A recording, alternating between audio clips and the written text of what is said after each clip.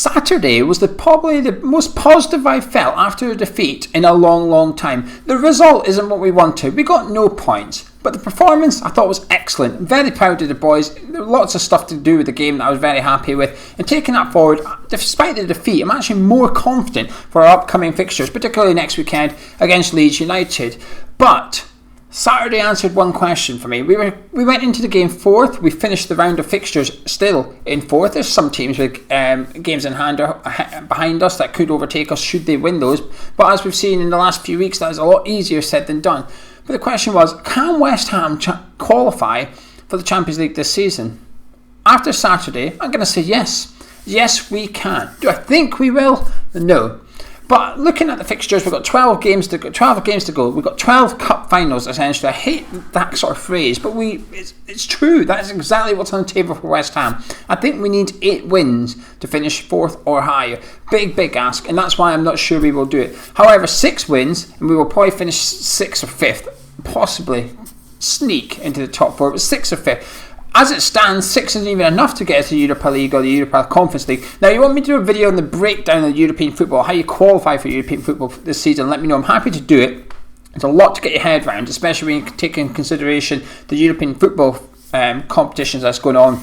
But at the minute, 5th gets you to the Europa League, and it may go lower than that, depends on the outcome of domestic cups. Anyway, back to the video in hand. West Ham Champions League football. Can it happen? Yes, it can. Unlikely.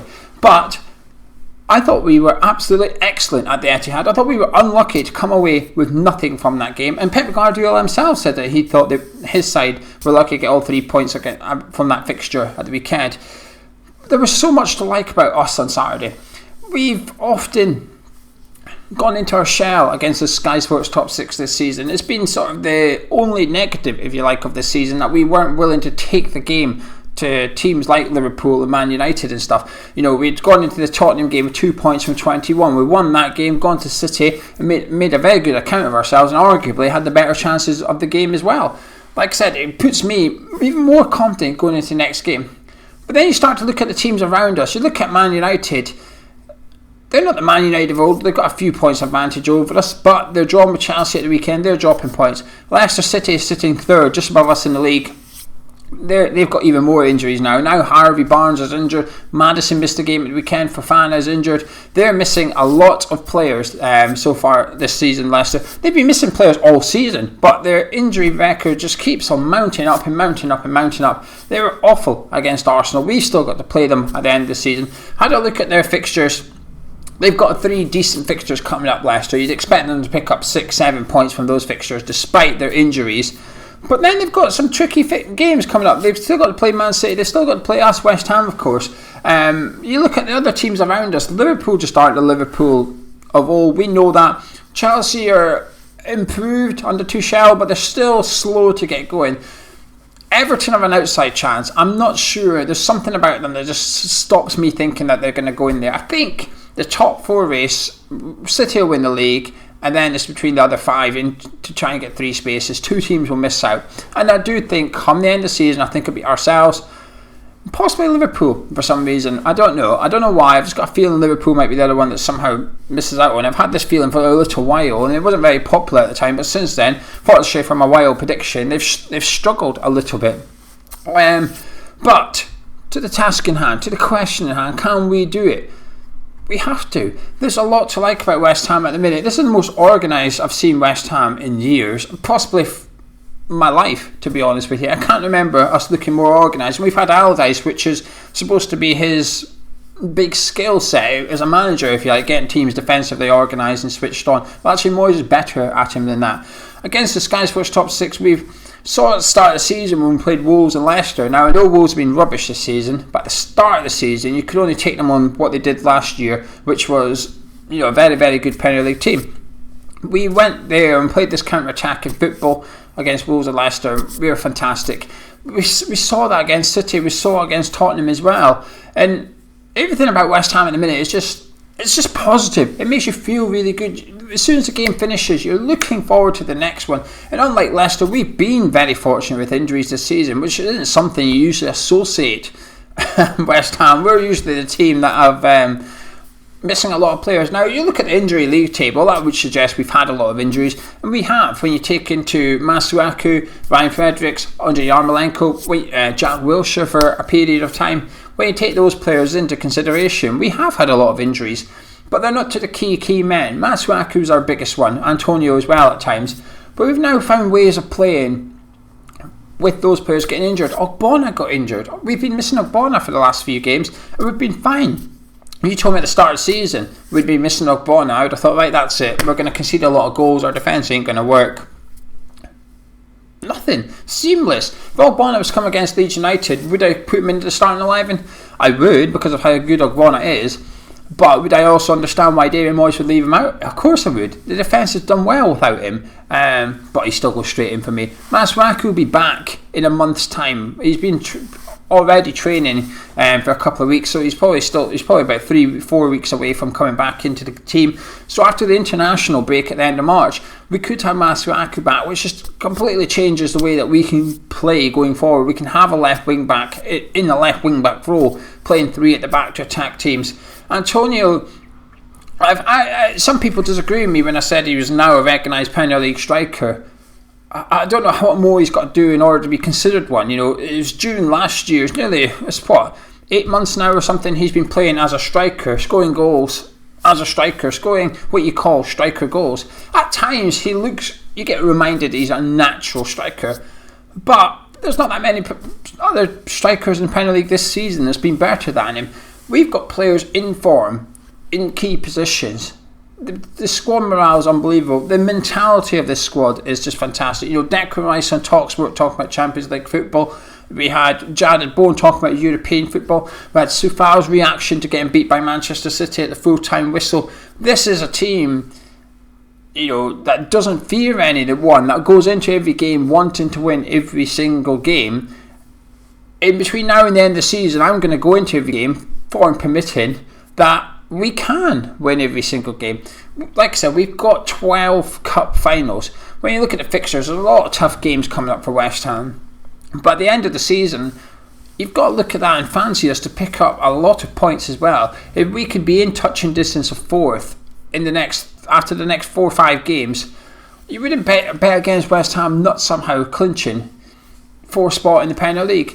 Listen, like I said, I know we're probably not going to do it. I know it's maybe a step too far, a season too far, but what this does, unlike previous seasons, 2015-16 season, we created this platform that we failed to capitalise on. That summer was a disaster in terms of recruitment.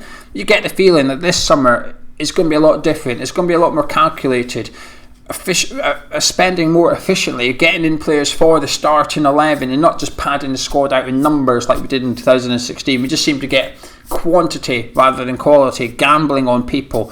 This summer you get the impression that we've probably already identified 2 or 3 players we want to bring in, Dawson and Lingard, permanent signings going forward, that if we did miss out on European football this season, next season you would very much be backing us to go on and qualify for European football. And in long term it might actually benefit us not playing in European football. But I'm a West Ham fan and I want to see us playing in Europe. I want to see us play, even if it is the Conference League. I don't care. I will take it. I want European football, West Ham.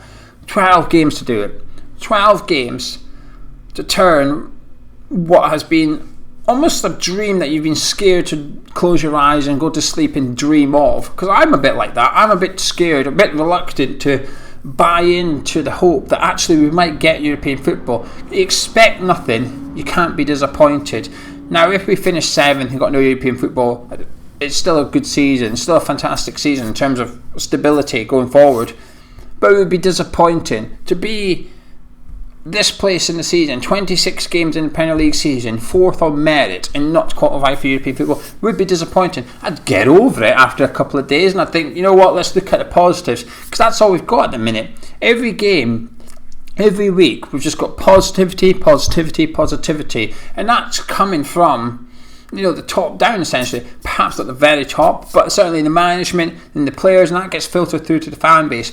Everybody's just enjoying life at West Ham United right now, and it's great for all to see. It's really good, and it's sort of, I know this is completely irrelevant and unrelated, but I'm going to say it is when you do these videos, there's this sort of perception that YouTube fan channels or whatever only do well off of negativity, and you'd be kind of right, I guess. If you go look at our most viewed video, it's probably the game where all the fans ran on the pitch at the Burnley game. That's probably got the most views because of the activity. However, what I like is this channel in particular is going better than ever, and we're winning. So it just sort of poo-poos that idea a little bit. And like I said, I know this is like a Hammers Chat person rather than like a West Ham. It's got nothing to do with being a West Ham fan, but it makes me feel good. It makes me feel good that we can actually enjoy football at the minute and put these sort of myths to one side, if you like, and just enjoy it. And I think everybody's doing that right now. Everybody's just enjoying West Ham. We've got 12 games to do it. 12 games to turn this hope, this dream, into reality. Starting with Leeds United on Monday. And then if we win that, we've got 11 games and 7 wins to go out of that. Big ass to win that much games. But it's possible. It is possible the way we're playing right now. Anyway, this week coming up, I've got a tier list video coming out about David Moyes' squad, something that David Moyes does, and then we're going to do an interactive tier list with anyone that wants to join in live as well. So keep your eyes out for that. And Patreon, you want to become a patron, now is the best day to do it. This is the first of the month. It's the best day. It's the best time to get value. You get charged when you sign up, then you get charged on the first of the month, so you won't get charged again until the 1st of April, so you get the whole month essentially. So you get player ratings, a Patreon podcast, a mug of tea with myself and Gonzo, which is a monthly podcast with myself and Gonzo, like a cup of tea but a bit more laid back, a bit more Gio and Gonzo if you like.